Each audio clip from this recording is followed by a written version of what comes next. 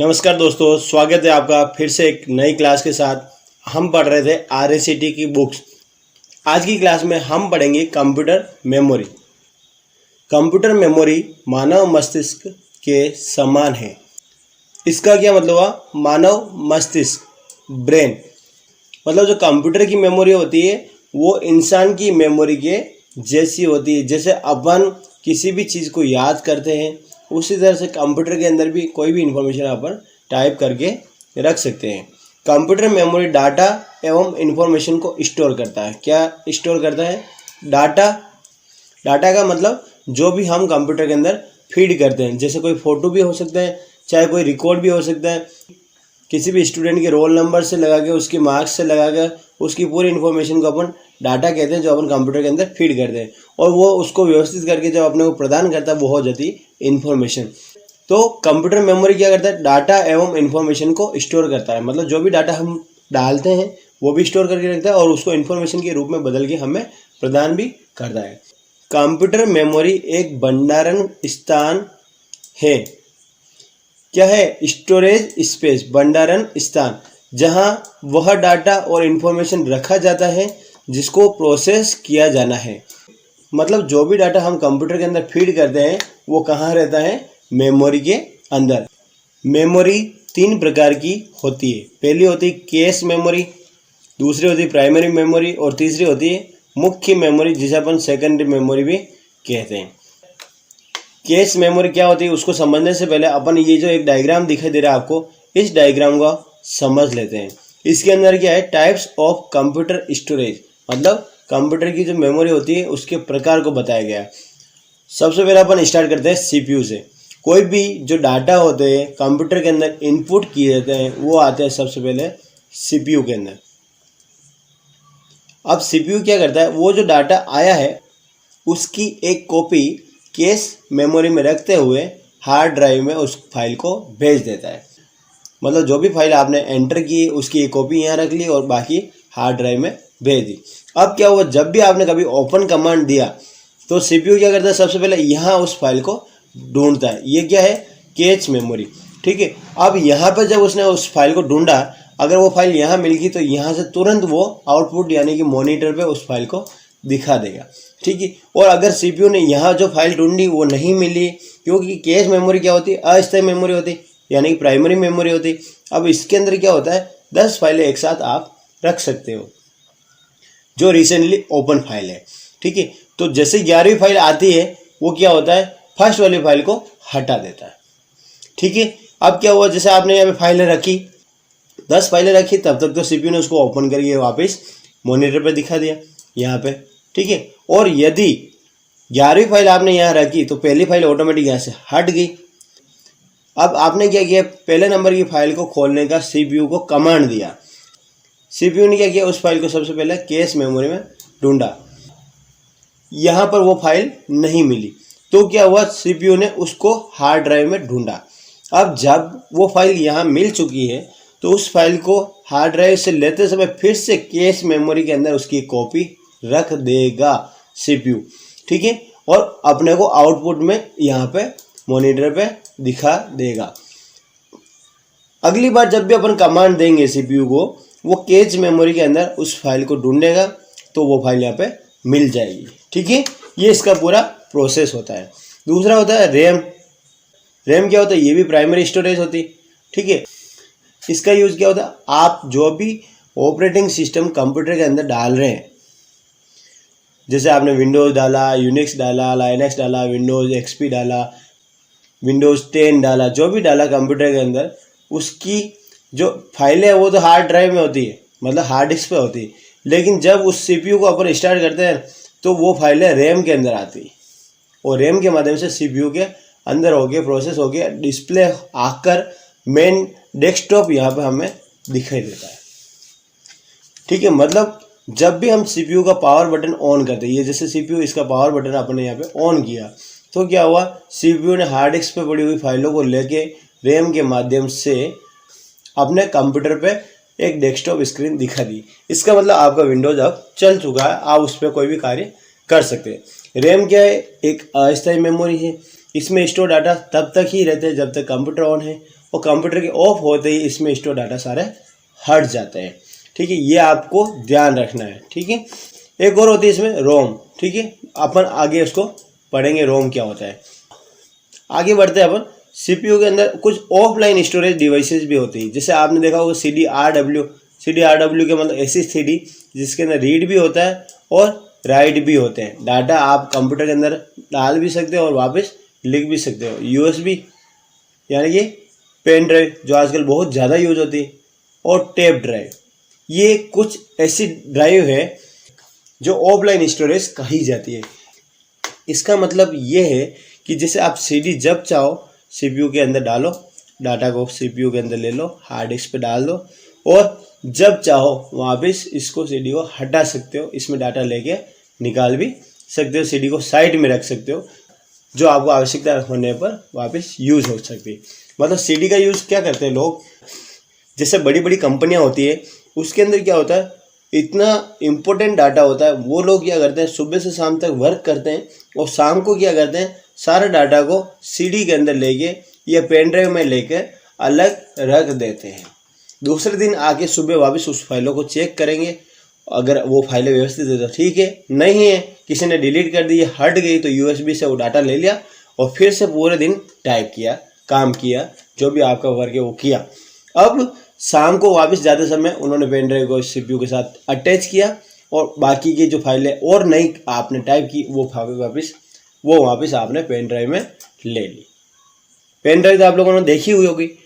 तो pen drive का use अपन क्या कर रहे हैं, पेन ड्राइव हो, CD हो, USB हो, या फिर हार्ड डिस्क भी ऐसी आती है जो अलग होती है, उनका यूज़ अपन क्या करते हैं डाटा का बैकअप लेने के लिए करते हैं। बैकअप का मतलब यह होता है कि कभी भी अगर आपके मेन डाटा जो आपके कंप्यूटर के अंदर पड़े हुए हैं, कंप्यूटर खराब हो गया, कुछ भी हो गया, तो हट गया है, तो आपके डाटा इस पेन ड्राइव में रह जाएगा।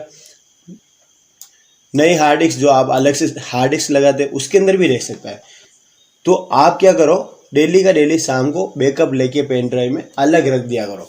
जब भी आपको ज़रूरत पड़े, आपको लगे आज मेरा कंप्यूटर ख़राब हो गया, तो उस पेन ड्राइव से डाटा वापस उसमें पेस्ट कर सकते हो, ला सकते हो।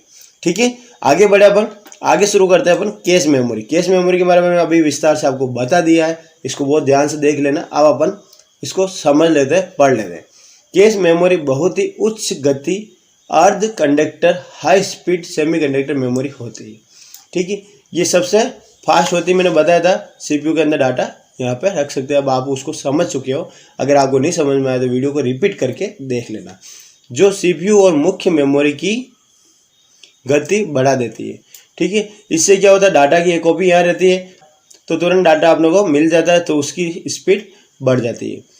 यहाँ डाटा और प्रोग्राम के उस भाग को रखा जाता है जो CPU द्वारा बार बार इस्तेमाल किया जाता है। मैंने बताया था क्या होता है, कैश मेमोरी में 10 फाइलें इंपॉर्टेंट फाइलें रहती है जो अपने को बार बार यूज हो रही है, वो तुरंत वहाँ पे मिल जाती है। डाटा और प्रोग्राम के कुछ भाग ऑपरेटिंग सिस्टम के द्वारा डिस्क से कैश मेमोरी में स्थानांतरित किए जाते हैं तथा जहाँ CPU उनको एक्सेस कर सकता है। ठीक है, वही बात होगी पूरी। अभी मैंने बताया था डाटा और प्रोग्राम के कुछ भाग जैसे ऑपरेटिंग सिस्टम के द्वारा डिस्क से कैश मेमोरी में स्थानांतरित किए जाते हैं।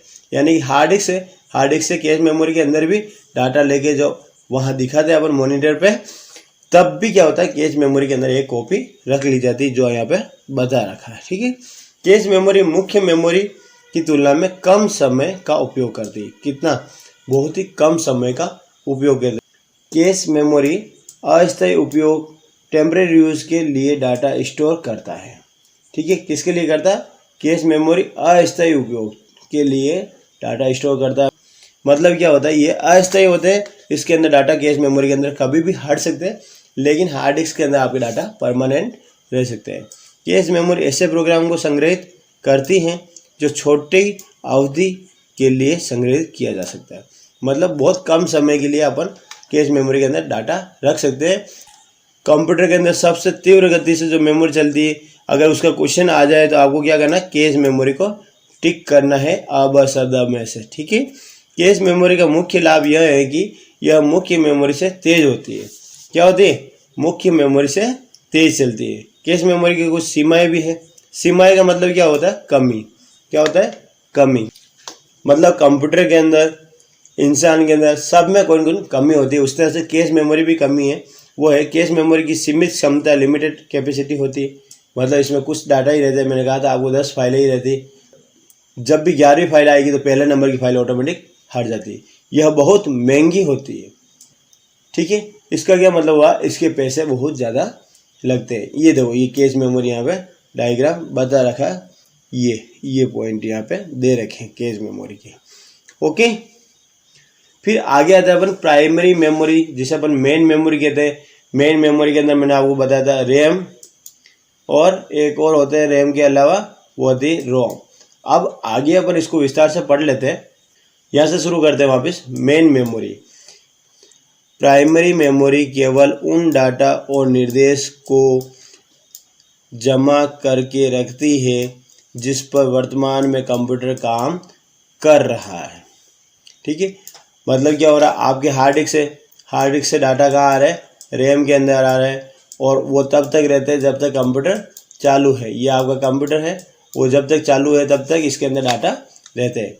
जब बिजली बंद हो जाती है, मतलब पावर ऑफ हो जाता है, लाइट चली जाती है, तब यह मेमोरी डाटा को खो देती है, लॉस्ट हो जाता है। आमतौर पे यह मेमोरी अर्धचालक उपकरणों, सेमीकंडक्टर डिवाइस से बनी होती है। इसका मतलब सिलिकॉन आधारित ट्रांजिस्टर से मिलकर बने हुए एकीकृत सर्किट रैम और रोम मुख्य मेमोरी के दो उदाहरण है। ठीक है, इसमें क्या बता रखा है, यह मेमोरी जो है डाटा खो देती है। यहाँ तक तो आपको समझ में आ गया। आमतौर पर यह मेमोरी अर्धचालक उपकरण, जिसे अपन क्या कहते हैं, सेमीकंडक्टर डिवाइस। ओके, सेमीकंडक्टर से बनी होती है। इसका मतलब है सिलिकॉन आधारित ट्रांजिस्टर, जो सिलिकॉन से ट्रांजिस्टर बने होते हैं से मिलकर बने हुए एकत्रित सर्किट, इंटीग्रेटेड सर्किट का यूज़ करते हैं। ठीक है, ये इसका ऐसा है। आपने कभी सीपीयू को ओपन करना, सीपीयू का बॉक्स खोलना, उसके अंदर देखना रैम लगी हुई होती, रोम लगी हुई होती, उसको आप देखोगे तो आपको पता चल जाएगा। ये सेमीकंडक्टर डिवाइस होती है, सिलिकॉन से और ट्रांजिस्टर से मिलकर बनती है। इसे अपन इंटीग्रेटेड सर्किट भी कहते हैं। रैम का पूरा नाम अगर आपके दिमाग में आ रहा हो और नहीं आ रहा है तो आप उसको रट लो, random access memory, random access memory. और रोम का पूरा नाम क्या है, रोम रीड ओनली मेमोरी। ठीक है, ये दोनों फुल फॉर्म आपके RSCT के पेपर में एक न एक तो आएगी ही आएगी। ठीक है, मुख्य मेमोरी के दो उदाहरण हैं। पहला रैम, जिसे अपन वॉलेटाइल मेमोरी कहते हैं। ये भी आपके क्वेश्चन बन सकता है। मतलब ये जो पॉइंट है ना मेमोरी, इसमें से आपके 4 या 5 क्वेश्चन आराम से आ जाते हैं।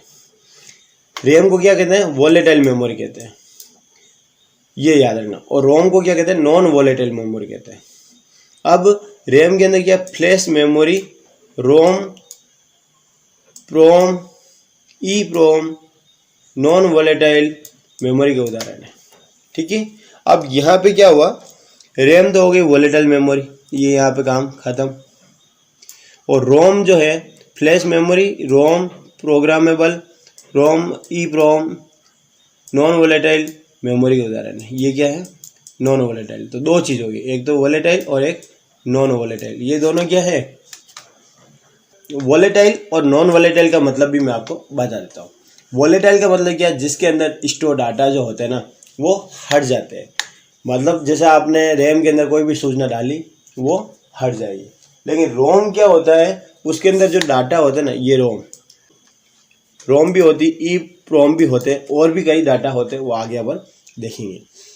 तो ये दोनों जो होते हैं नॉन वॉलेटाइल होती, इसके अंदर जो डाटा होता है ना वो स्थायी होते हैं। मतलब नॉन वॉलेटाइल का मतलब क्या है, इसके अंदर जो डाटा आपने एक बार डाल दिए वो आपके परमानेंट रूप से इसमें रहेंगे। मुख्य यानी मेन मेमोरी की विशेषता क्या क्या है, यह वह मेमोरी है जिस पर कंप्यूटर वर्तमान में कार्य करता है, मतलब एक्टिव इसकी वजह से रहता है। ठीक है, अगर ये अपने कंप्यूटर में नहीं है तो आपका कंप्यूटर बार बार रीस्टार्ट होता है।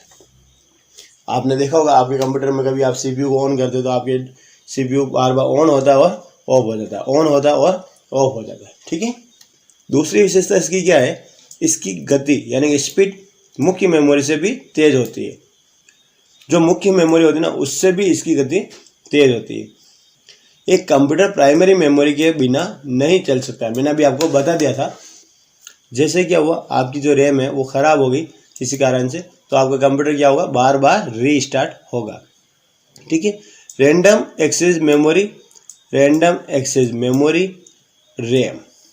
ठीक है, इसको दिमाग में फिट कर लो, फुल फॉर्म आपकी आ सकती है। ये क्या, वोलेटाइल मेमोरी। क्या है, वोलेटाइल मेमोरी। यहाँ पे कहीं आएगा नहीं तो आपको मैंने ऊपर बता दिया। कंप्यूटर के पढ़ने और लिखने की मेमोरी यानी कि RW रीड राइट को कंप्यूटर मेमोरी कहा जाता है।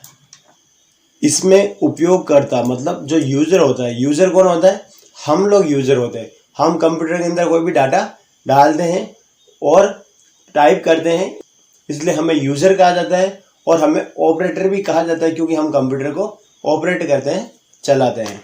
ठीक है, तो यूज़र पढ़ने के साथ ही इंफॉर्मेशन लिख भी सकता है।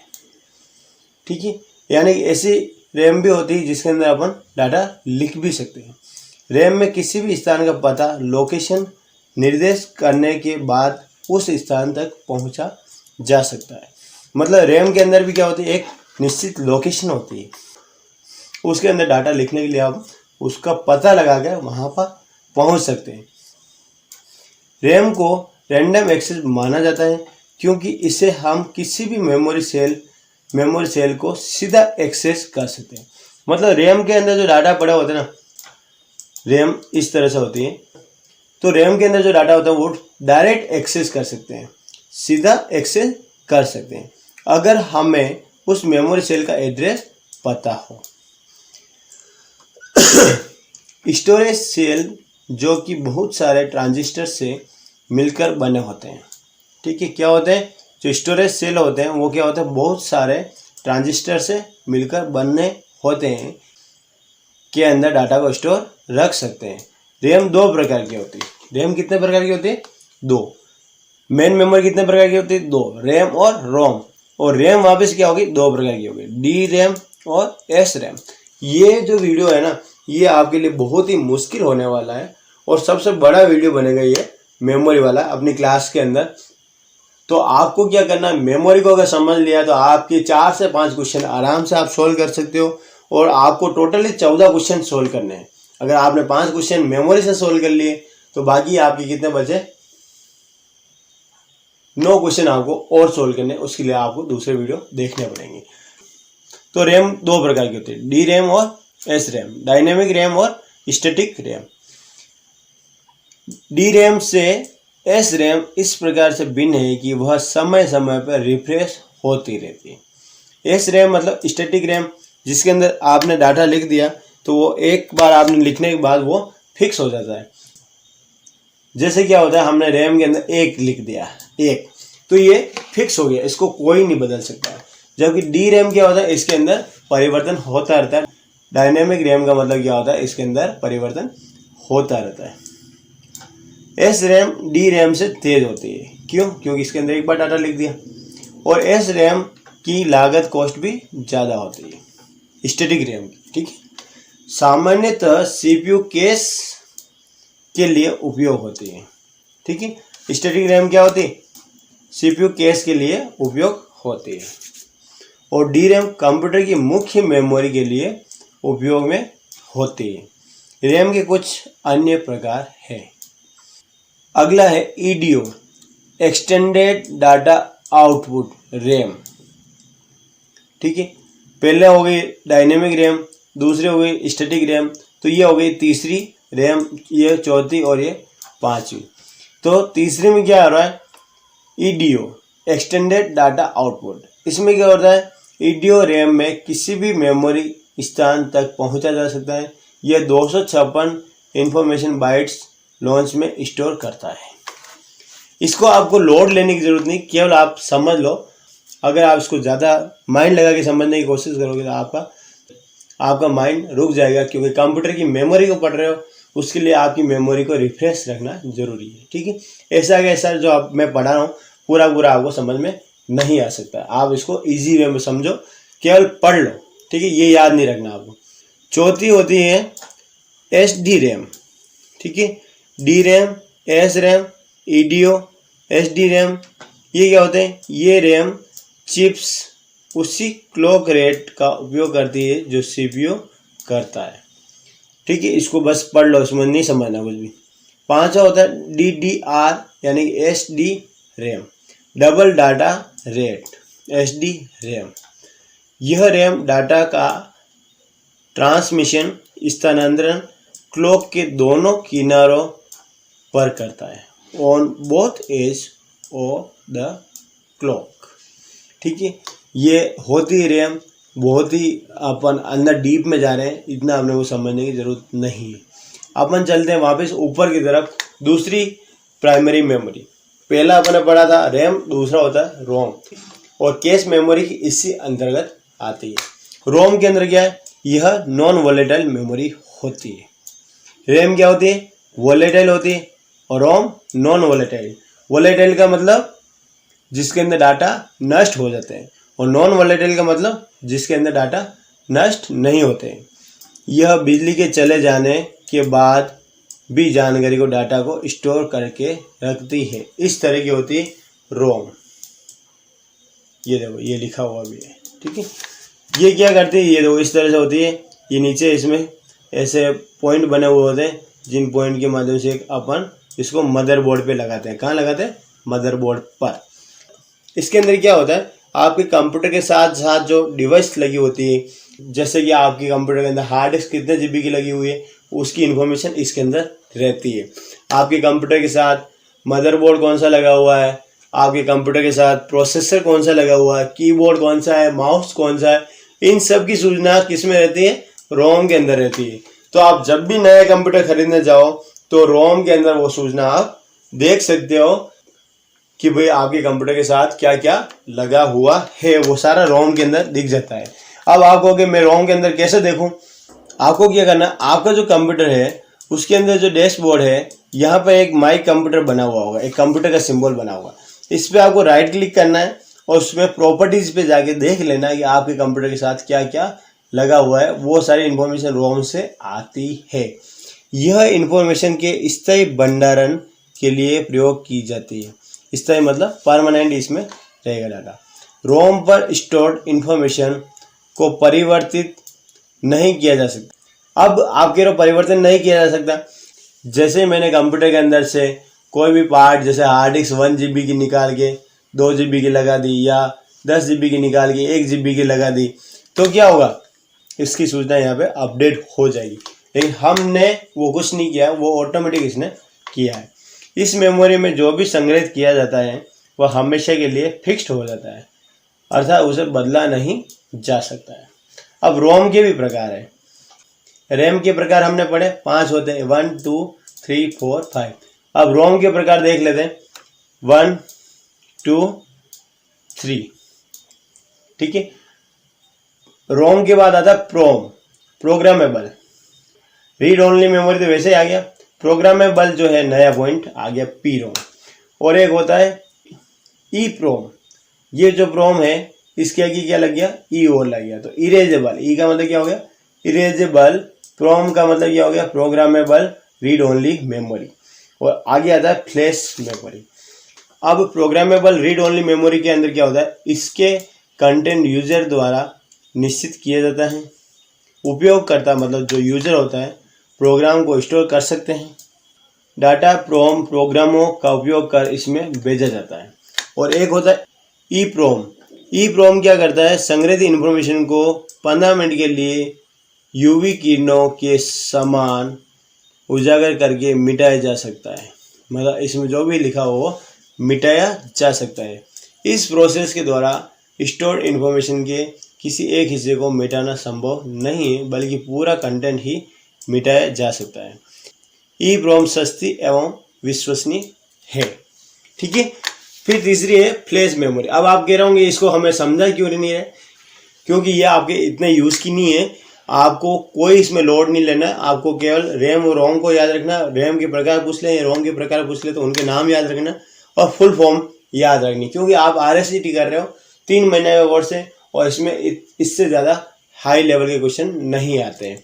ठीक है, फ्लैश मेमोरी के अंदर क्या होता है, यह मेमोरी एक विद्युतीय प्रभाव द्वारा मिटाने एवं प्रोग्राम करने योग्य स्थायी प्रकार की मेमोरी है। यह मेमोरी एक ट्रांजिस्टर मेमोरी का उपयोग करती है, जिसके परिणाम स्वरूप यह सबसे उच्च पैकिंग घनत्व, कम बिजली की खपत, कम लागत और उच्च विश्वसनीयता वाली मेमोरी है। इसका प्रयोग डिजिटल कैमरा MP3 प्लेयर में किया जाता है। फ्लैश मेमोरी आपने देखा, डिजिटल कैमरा के अंदर मेमोरी लगती है और फिर निकाल के उसको कंप्यूटर के अंदर डाटा लेने के लिए यूज़ करते हैं। ठीक है, ज़्यादा लोड नहीं लेना है, बाकी मेमोरी आपकी फट जाएगी, आपका दिमाग भी खराब हो सकता है। आप इसको इजी समझो और जो काम की हो उसको अपने दिमाग में रखो और जो काम का नहीं हो उसको दिमाग में मत रखो। ठीक है, ऊपर ऊपर से अपने को इसको पढ़ना है। कल हम पढ़ेंगे सेकेंडरी मेमोरी। सेकेंडरी मेमोरी के अंदर क्या क्या आते हैं, ये सारी चीज़ें हम कल पढ़ेंगे। आज का वीडियो बहुत बड़ा हो गया, इसलिए अपन इसको रैम को यहीं ख़त्म करते हैं। ठीक है, मिलते हैं एक नए वीडियो के साथ, तब तक के लिए जय हिंद, जय भारत।